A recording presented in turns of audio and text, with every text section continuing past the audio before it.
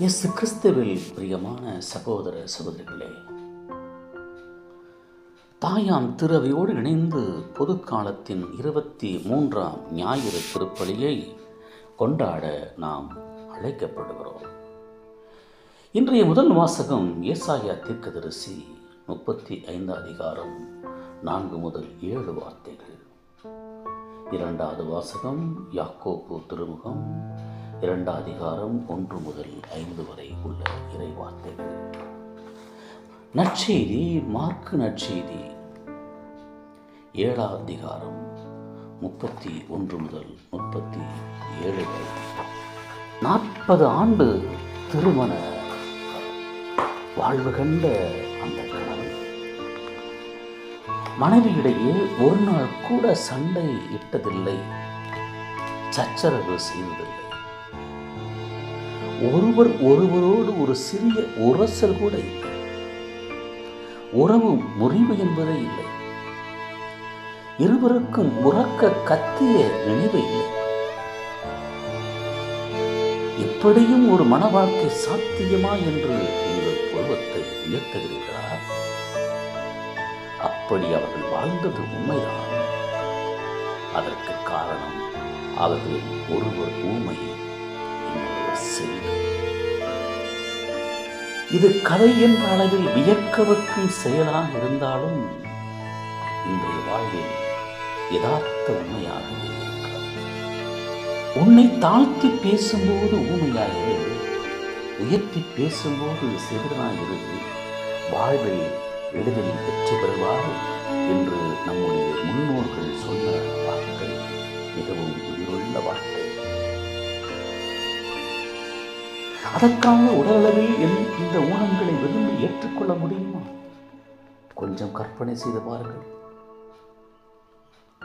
இந்த வார்த்தைகளை தியானிக்கிற போது உங்களில் ஒருவர் கேள்வி புலனற்று இருக்கிறார். என் உதடுகளின் அசைவுகளை மட்டுமே பார்க்க முடிகிறது. நான் உரைக்கின்ற ஒரு சொல் கூட அவருக்கு காதில் நுழையவில்லை. சுற்றிலும் இருப்பவர்களின் மறையுரையை கேட்டு ரசிப்பதை, வியப்பதை, சில சமயங்களில் சிரிப்பதை, மகிழ்வதை பார்க்கிறார். இந்த உணர்வுகள் எதையும் அவரால் வெளிப்படுத்த இயலவில்லை. தன் மீதே ஒருவித வெறுப்பு, எரிச்சல், தனிமைப்படுத்தப்படும் விரக்தி, வேதனை வராதா?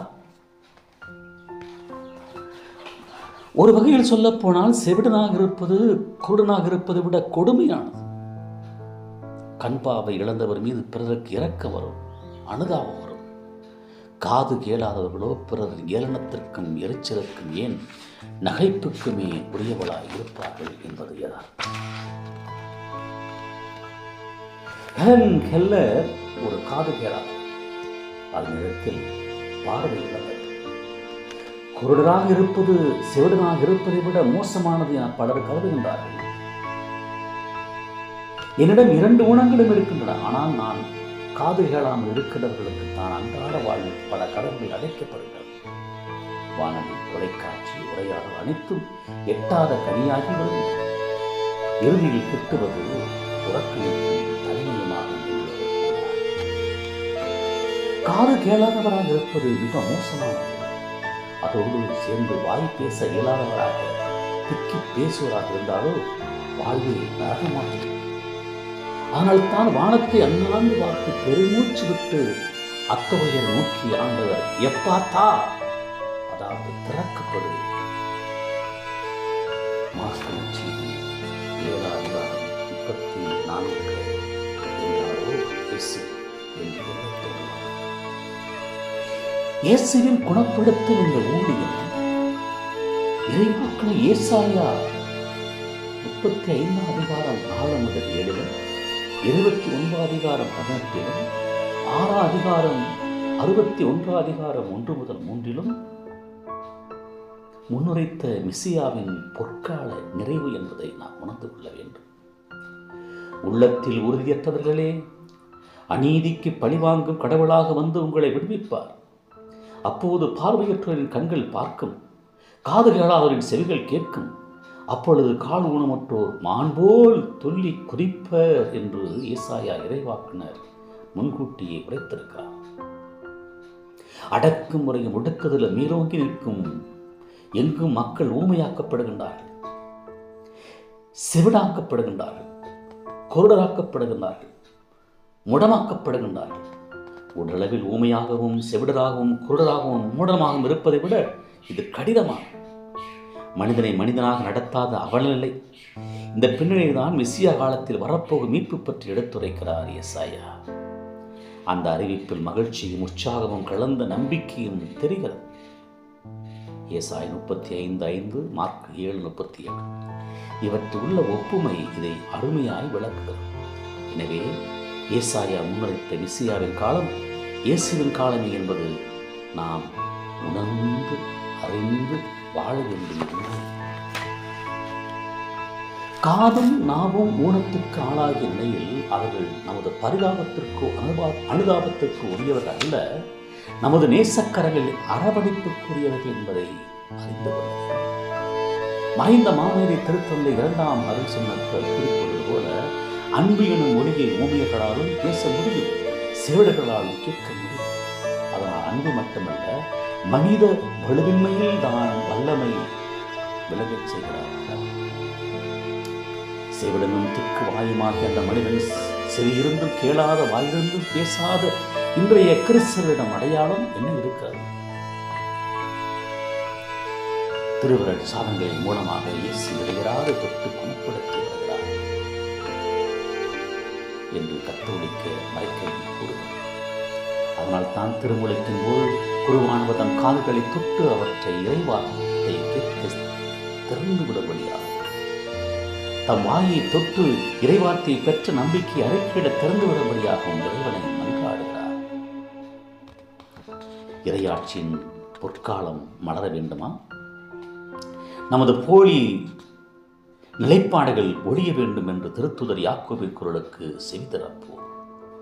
ஊனமுற்றோர், வறியோர், அடிப்படை தேவைகள் நிறைவு காணாமல் அல்லல் படுவோர், மனித மாண்பு மறுக்கப்படுவோர் ஆகியோர் மேம்பாடுக்கான இயேசுவின் சாட்சிகளாய் வாய் திறப்போமா? சமூக வாழ்வில் மட்டுமல்ல, இறை உறவின் வெளிப்பாடான ஜெப வாழ்வில் ஈடுபாடு இழந்தவர்கள் எல்லாரும் ஆன்மீக வாழ்வில் ஊனமற்றவர்களே, கடவுளிடம் பேசும் திறனற்றவர்களே, கடவுள் பேசுவதை கேட்கும் திறனற்றவர்கள். வாழ்க்கையில் எத்தனை தலங்களில் நாம் திறக்கப்பட வேண்டியவர்கள் என்பதை அறிகிறோமா? செல்வத்துள் செவிலும் செவிச்செல்வம், இது வள்ளுவர் வாக்கு. வானத்தை அண்ணாந்து பார்த்து பெருமூச்சு விட்டு இயேசு எப்பாத்தா திறக்கப்படு என்றார். செவித்தன் இல்லாத மனிதனின் நிலை இயேசுவை இன்றும் பெருமூச்சு விட வைக்கிறார். கேட்கச் செவியுள்ளோர் கேட்கட்டும் என்றார் இயேசு. தன் போதனைகளை முடிக்கிற போதெல்லாம் அவர் இந்த வார்த்தைகளை உணர்வார் சொல்லியிருக்க வேண்டும். செவி எல்லாருக்கும் உண்டு, செவித்திறன் உண்டு. ஆனால் நல்லவற்றை கேட்பதற்கு நம் செவிகள் தயாரா என்பதுதான் இயேசுவின் கேள்வி. நம்மை பார்த்து கேட்கிறார். பொய்யும் புரளையும் பழிச்சொற்களும் வன்முறை வார்த்தைகளும் இச்சமூகத்தை அலைக்கழிப்பதை காணும் பொழுது எதற்கு இந்த நாள், எதற்கு இந்த காலம் என்று கேட்கப்படும். ஆயினும் கடவுள் கொடுத்த மாபெரும் கொடைகள் இல்லை என்றால் உண்மையும் நன்மையும் எடுத்துரைப்பதும் கேட்பதும் இயலாமல் போய்விடாதா? திறக்கப்படு என்று சொல்லி அடைபட்டு கிடந்த காதுகளையும் கட்டப்பட்டிருந்த நாவையும் திறந்து வைத்த இறைமகளின் ஆற்றலை என்று போற்றுவோம், துதிப்போம், ஆராதிப்போம், வழிபாடுவோம். இன்றும் திறக்கப்பட வேண்டியவர்கள் நிறைய உள்ளன என்று சமூக கொடுமைகளால் பேசும் திறனையும் கேட்கும் திறனையும் இழந்து நிற்கும் மக்கள் ஏராளம். இவர்கள் விடுதலை பெறும் வரை சமூக விடுதலை சாத்தியமல்ல. நற்செய்தியில் வரும் இயேசுவின் அற்புத செயல்பாடு ஒரு சமுதாயத்தின் காதும் நாவும் திறக்கப்பட வேண்டிய வெளிப்பாடாகும். அதே நேரத்தில் அழிவை தரும் வார்த்தைகளை விதைக்கும் நாவும், பயனற்ற சொற்களை கேட்க முனையும் காதுகளும் மூடப்பட வேண்டும் என்று சொல்ல வேண்டியது அவசியமாயிருக்கிறது. இல்லை என்றால் இறைவன் கொடுத்த இந்த அரிய கொடைகளின் நோக்கம் நிறைவேறாது. இவை தீமையின் கருவியாக மாறிவிடக்கூடும். இறைவன் நம்மை பார்த்து என்று சொல்லும் வார்த்தை திறக்கப்படும். செவிகள் மட்டுமல்ல, இதயங்களும் கூடத்தான் திறக்கப்படட்டும். செவிகளும் இதயங்களும் திறக்கப்படட்டும். இயேசுவின் வார்த்தைகளை கேட்கட்டும். இயேசுவின் வார்த்தைகளை அறிவிக்கட்டும்.